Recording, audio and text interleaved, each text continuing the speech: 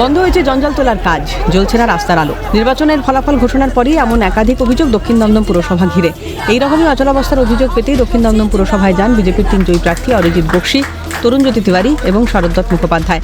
এরপর বেলা বাড়ার সঙ্গে সঙ্গেই পুরসভার বাইরে ভিড় জমায় বিজেপির কর্মী সমর্থকরা।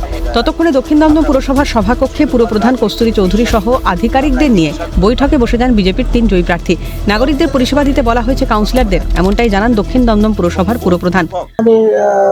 3 বিধায়ক জিতে এসে ওনারা আমাদের সময় দিয়েছেন, পৌরসভায় এসেছেন এবং তাদেরকে সম্মান জানিয়ে আমি যতটুকু পেরেছি তাদেরকে ফেলিসিটেট করেছি, তারাও আমাদেরকে ফেলিসিটেট করেছেন এবং সৌজন্যমূলক সাক্ষাতে সৌজন্য বিনিময়ের পরে তারা আমাদেরকে সুষ্ঠুভাবে নিয়ম মেনে অফিস পরিচালনা করতে বলেছেন এবং প্রত্যেক কাউন্সিলরকে বলে দিতে বলেছেন যে তারা যেন তাদের ওয়ার্ড অফিসে বসে নাগরিকদের জন্য যে পরিষেবা, সেই পরিষেবাটা যেন সুষ্ঠুভাবে প্রতিদিন নিয়ম মেনে দেন, তাতে যেন কোনো রকম খেদ না পড়ে। কোনো রকম বেআইনি বিষয় মেনে নেওয়া হবে না, সাফ জানালেন দক্ষিণ দমদম পুরসভার 3 বিধায়ক।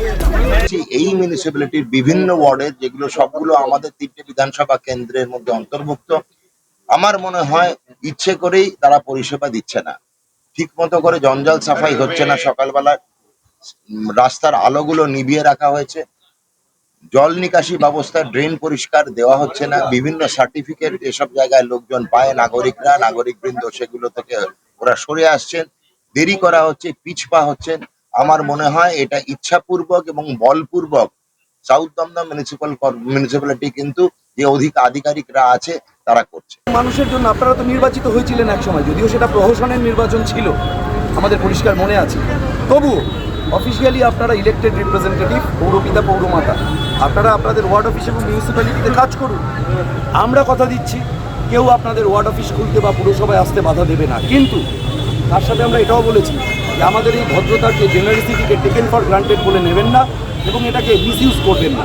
ভাই, ওয়ার্ড অফিসে বসে পৌর পরিষেবা দিতে বিজেপির কর্মীরা তাদের সাহায্য করবে, যারা বিভিন্ন সরকারি দপ্তরের পুরসভার দপ্তরের দায়িত্বে আছেন তারা তো কাজ করবেনই। গেরুয়া ঝড়ে ছিন্ন ভিন্ন হয়েছে ঘাসফুল। এদিকে ভোটের ফল প্রকাশের পর থেকে পুরো পরিষেবা ভেঙে পড়ার অভিযোগ পেতেই ছুটে গেলেন বিজেপির 3 জয়ী প্রার্থী। এখন দেখার কতটা নাগরিক পরিষেবা পান সাধারণ মানুষ। শান্তনু সাহার রিপোর্ট, ক্যালকাটা নিউজ।